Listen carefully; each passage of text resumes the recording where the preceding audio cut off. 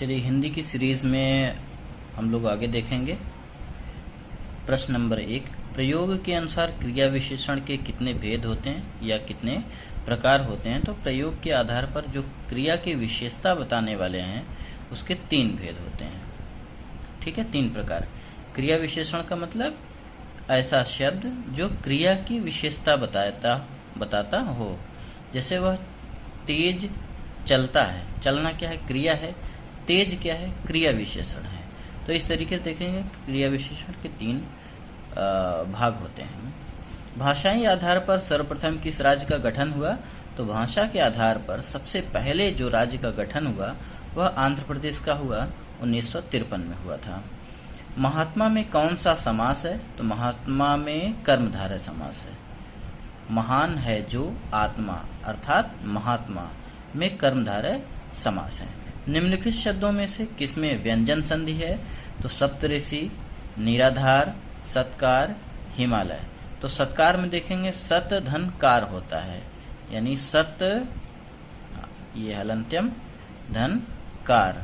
यहाँ पे आप देखेंगे ये भी व्यंजन है और ये भी व्यंजन है। तो व्यंजन और व्यंजन जब मिलते हैं तो उसको बोलते हैं व्यंजन संधि। तो सत्कार होगा, या इसका क्या होगा? देखिए हिम धन आलय, हिम धन आलय। तो यहाँ क्या है? ये व्यंजन है और ये स्वर है। इसमें देखिए निर धन आधार, आ रहा है र, इधर से र इधर से आ। तो ये भी आपका व्यंजन नहीं होगा। ये देखिए इधर सप्त धन ऋषि, यह भी आपका स्वर संधि है। ठीक, व्यंजन संधि में सिर्फ व्यंजन और व्यंजन मिलते हैं, जैसे सत्य धन कार। तो ये आपका व्यंजन संधि हो गया। मगही किस भाषा की उपबोली है? तो मगही राजस्थानी भाषा है, उसकी क्या है? उपबोली है। प्रत्युपकार का सही संधि विच्छेद क्या है? प्रत्युपकार का सही संधि विच्छेद क्या है? तो प्रतिधन उपकार, प्रतिधन उपकार यानी प्रत्युपकार हो गया। इसमें यण संधि है। कौन सी संधि है? यण संधि। अगर आपसे कोई क्वेश्चन करे कि प्रत्युपकार में कौन सी संधि है, तो यण संधि। यण संधि में ई और उ दोनों को देखते हैं। ई के बाद यानी इन दोनों में से कोई भी रहे और उसके बाद, यहाँ देखिए छोटी है ना ये वाला, इसके बाद अगर कोई भी दूसरा स्वर आए, ई दोनों में से कोई आता है तो ठीक है। अगर कुछ दूसरा आता है, विजाती स्वर आता है, जैसे उ आ गया, तो यहाँ पर जो ये ई है इसका यह हो जाएगा, और जो जिस पर ये मात्रा लगी हुई है जिस अक्षर पर, वो अक्षर क्या होगा? आधा हो जाएगा। तो प्रति ये है, प्रति छोटी है, इसका क्या होगा? ई हो जाएगा, यानी यह हो जाएगा, इसका यह हो गया। ठीक, तो ये जो लगा हुआ है तो ये आधा हो जाएगा। ठीक, और इधर उ है तो उ रहेगा ही, ये हो गया प्रत्यु। ठीक है, प्रत्यु। आगे पकार है ही, प्रत्युपकार। तो यण संधि में ऐसे ही होता है। और उ इन दोनों के बाद कोई विजाती स्वर है तो उसका व हो जाता है। यण संधि का यही नियम है।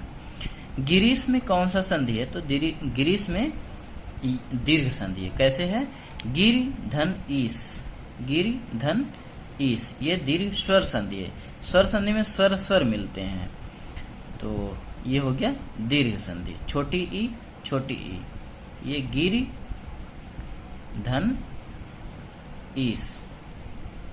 ठीक, तो ये छोटी ई इधर बड़ी ई, दोनों मिल करके बड़ी ई बन जाता है, दीर्घ स्वर बन जाता है। तो हो गया दीर्घ स्वर संधि। श कौन सा व्यंजन है? तो आपको बताया गया कि श जो है ऊष्म व्यंजन है। श, स और ह, ये 4 जो है व्यंजन, ये ऊष्म व्यंजन है। ठीक है। निश्चल का सही संधि विच्छेद क्या है? तो निश्चल का सही संधि विच्छेद निह धन चल, ये विसर्ग संधि है।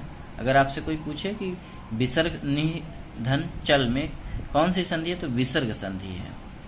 या निश्चल में कौन सी संधि है? तो विसर्ग संधि है। किस तिथि को हिंदी को राजभाषा बनाने का निर्णय लिया गया? तो आपको सबको पता है कि हिंदी दिवस मनाया जाता है 14 सितंबर को, तो यहाँ 14 सितंबर है, यहाँ भी 14 सितंबर है। यहाँ आप देखेंगे 1950 है और यहाँ पर 1949 है। तो 1949, 14 सितंबर 1949 को हिंदी को राजभाषा के रूप में मनाने का निर्णय लिया गया। तो आपका 10 क्वेश्चन ये तैयार हो गया। वीडियो आपको पसंद आए तो लाइक और कमेंट कीजिए। फिर आगे मिलेंगे, तब तक के लिए नमस्कार, जय हिंद। चैनल को सब्सक्राइब कर लीजिए।